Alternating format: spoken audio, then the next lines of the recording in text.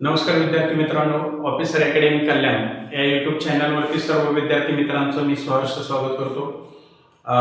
नुकतीच एक जाहिरात येणार आहे. तत्पूर्वीच आपण आपल्या यूट्यूब चॅनलवरती नेहमीच नवनवीन जाहिराती आल्या त्याचा एक व्हिडिओ बनवत राहतो आणि महाराष्ट्रातल्याच भारतातील असतील महाराष्ट्रातील सर्व विद्यार्थ्यांसाठी एक सुवर्ण संधी आहे. खूप मोठी वॅकन्सी RRB म्हणजे रेल्वे ग्रुप डी साठी येणार आहे आणि त्या ज्या वॅकन्सी असतील त्या 10वी पास वरती असतील ही सगळ्यात मोठी गोष्ट आहे आणि म्हणूनच या संपूर्ण जाहिरातीची माहिती आपण आजच्या व्हिडिओमध्ये बघणार आहोत. चला तर विद्यार्थी मित्रांनो मग बघूया रेल्वेची ही जाहिरात कोण देऊ शकतो, यामध्ये कुठल्या पद आहेत, त्याचा अभ्यासक्रम कशा पद्धतीने याची संपूर्ण माहिती या व्हिडिओमध्ये आपण बघणार आहोत. ठीक आहे, तर सगळ्यात महत्त्वाची गोष्ट आहे की RRB ग्रुप डी साठी ही वॅकन्सी असणार आहे आणि या वॅकन्सी मध्ये जर आपण बघितलं तर जवळपास 22,000 वॅकन्सी असतील आणि त्याच्यातल्या काही पोस्ट तुम्ही बघितले असतील, जसं की गावाकडल्या साईडला आपण म्हणतो की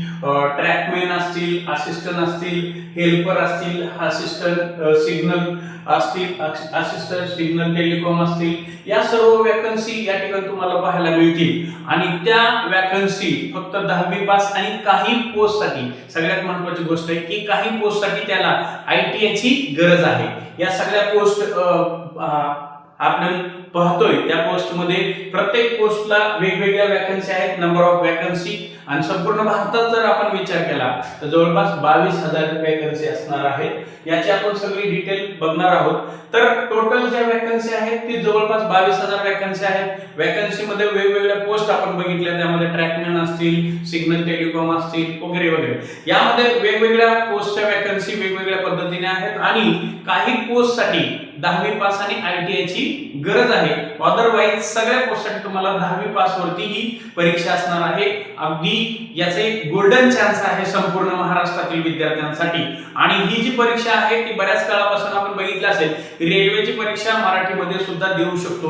ही सगळ्यात महत्त्वाची गोष्ट आहे. जवळपास भारतातल्या 7 ते 8 भाषेमध्ये पेपर होणार आहे, मराठी असेल, हिंदी, इंग्लिश वगैरे. तर मराठीमध्ये सुद्धा तुम्ही एक्झाम देऊ शकता. आता जी ही वॅकन्सी येणार आहे त्याचं रजिस्ट्रेशन म्हणजे ऑनलाईन ऍप्लिकेशन कधीपासून स्टार्ट होणार आहे या ठिकाणी आपण पाहू शकतो की याचं ऑनलाईन ऍप्लिकेशन हे 21 जानेवारीला स्टार्ट होणार आहे. म्हणजे बघा, वॅकन्सीच्या अगोदर तुमच्यापर्यंत हा व्हिडिओ पोहोचला पाहिजे आणि महाराष्ट्रातल्या तमाम विद्यार्थ्यांपर्यंत ही माहिती पोहोच झाली पाहिजे की जी वॅकन्सी आहे ती फक्त 10वी पास वरती आहे आणि काही पोस्ट साठी ITI आवश्यक आहे. ओके, हे एक सगळ्यात महत्त्वाची गोष्ट आहे. आता 21 जानेवारीला नोटिफिकेशन ऑन होणार आहे, हे लक्षात असू द्या. आणि लास्ट तारीख जी आहे ती 20 फेब्रुवारी 2026 पर्यंत आपण ऑनलाईन ऍप्लिकेशन करू शकतो. ही एक सगळ्यात महत्त्वाची गोष्ट या ठिकाणी तुम्हाला लक्षात ठेवायची आहे. टोटल 22,000 वॅकन्सी आणि नोटिफिकेशन ऑन होणार आहे 21 जानेवारीला. ही डेट तुम्हाला लक्षात ठेवायची आहे. ओके, त्यानंतर आपण बघू शकतो की यासाठी क्वालिफिकेशन मी बोलता बोलता सांगितलं की 10 पास हा सगळ्या पोस्ट साठी मिनिमम आहे. त्याच्यातल्या काही ज्या पोस्ट आहेत टेक्निकली पोस्ट, त्यासाठी तुम्हाला ITI असणं आवश्यक आहे. ओके, अदरवाइज काही पोस्ट साठी फक्त 10वी पास वरतीच आहेत, पण काही पोस्ट ज्या आहेत त्या टेक्निकली पोस्ट म्हटल्या जातात त्यासाठी तुम्हाला ITI आवश्यक आहे. ओके, हे एक तुम्हाला लक्षात ठेवायचं आहे क्वालिफिकेशनच्या बाबतीमध्ये. ठीक आहे, त्यानंतर सगळ्यात महत्त्वाची गोष्ट आहे की बऱ्याच विद्यार्थ्यांना वाटतं की सर ऑनलाईन फॉर्म जो आहे त्याचा एज क्रायटेरिया या ठिकाणी आपण पाहू शकतो की 10वी पास क्वालिफिकेशन आहे. मग एज क्रायटेरिया जो आहे या एज क्रायटेरियामध्ये आपल्याला 3 पद्धतीचे टेबल बनवावे लागतील. ठीक आहे, पहिला टेबल जो आहे तो ओपन कॅन्डिडेट्स असेल तर वय वर्ष 18 पूर्ण आणि जास्तीत जास्त 33 एज पर्यंत फॉर्म भरू शकतो या ठिकाणी दिलेला आहे. ठीक आहे, समजा कॅन्डिडेट्स OBC मध्ये आहे. मी नेहमी लेक्चरला सांगितलेलं आहे, यापुढे लक्षात ठेवा की सेंट्रलचा कोणताही फॉर्म तुम्ही फिलअप करत असाल तर OBC चं वेगळं सर्टिफिकेट तुमच्याकडे असायला पाहिजे सेंट्रलसाठी. हे सगळ्यात लक्षात घ्या. आणि OBC साठी या ठिकाणी 3 वर्ष वाढीव असतात, म्हणजेच 18 वर्ष कंप्लीट. ओके, आणि यामध्ये 3 वर्ष प्लस केले तर 36 वर्षापर्यंत तुम्ही फॉर्म फिलअप करू शकता. ठीक आहे, त्यानंतर जर सेंट्रल लेवलला एससी आणि एसटी ह्या 2 कास्ट आहेत. ठीक आहे. मग यामध्ये 5 वर्षे वाढीव होतात, म्हणजेच 18 प्लस 38 वयापर्यंत तुम्ही फॉर्म फिलअप करू शकता. हे एज क्रायटेरिया तुम्हाला लक्षात ठेवायचं आहे. ओके. तर ओपन कॅन्डिडेट साठी 18 ते 33 वयापर्यंत फॉर्म फिलअप करू शकता. ओबीसी साठी 18 ते 36 पर्यंत फॉर्म फिलअप करू शकता. ठीक आहे. त्यानंतर या ठिकाणी एससी आणि एसटी साठी 38 वयापर्यंत तुम्ही फॉर्म फिलअप करू शकता. हे देखील आपल्याला या ठिकाणी लक्षात ठेवायचं आहे. ठीक आहे. यानंतर आपल्याला बघायचं आहे की एक्झाम कशी होणार आहे. एक्झाम ऑनलाईन पद्धतीने होते. ओके.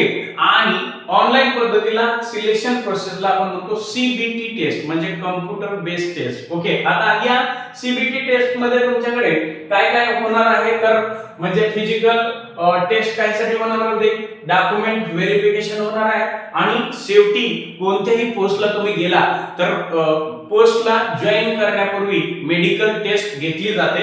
आता ही जी परीक्षा आहे ती कॉम्प्युटर बेस वरती जी घेतली जाते, त्या परीक्षेचा पॅटर्न कसा आहे आपल्याला बघायचा आहे. ओके.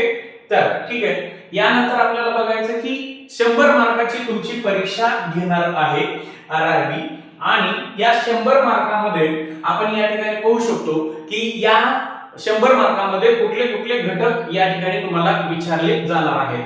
तर एक पहिला जो घटक आहे तो जनरल सायन्स. ठीक आहे. आता जनरल सायन्स मध्ये तुम्हाला 25 क्वेश्चन येणार आहेत आणि त्याला 25 गुण आहेत, लक्षात घ्या. आणि हे जनरल सायन्स तुम्हाला कुठून येणार आहे, तर 8वी 9वी आणि 10वीच्या पुस्तकातलं जनरल सायन्स येतं. ठीक आहे. अगदी सोपे सोपे प्रश्न त्या ठिकाणी विचारले जातात. ठीक आहे. त्यानंतर मॅथमॅटिक्स जरी आपण पाहिलं, हे मॅथमॅटिक्स जास्तीत जास्त 12 पर्यंत 10 पर्यंत. ओके. घातांकांचा नियम. ओके. यामध्ये मॅथमॅटिक्स तुम्हाला किती मार्काला येणार आहे, 25 मार्काला येणार आहे. ठीक आहे. हे सुद्धा 10th आणि 12th बेस पर्यंतच असते जास्तीत जास्त.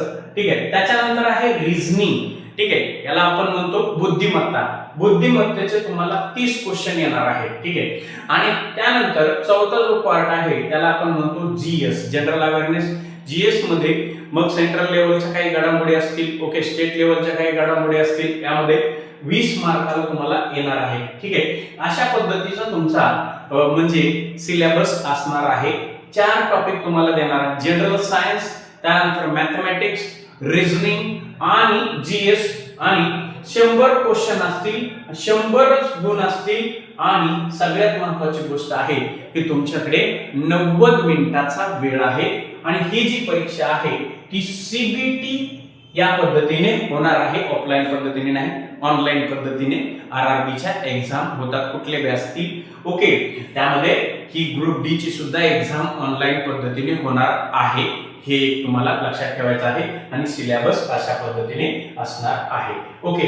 यानंतर आपल्याला बघायचं आहे की जे फॉर्म फिलअप होणार आहे ते फॉर्म फिलअप कोणत्या साइट वरती केले जाणार आहे, तर साइट तुमच्या डोळ्यासमोर आहे की www.rrbcdg.go.in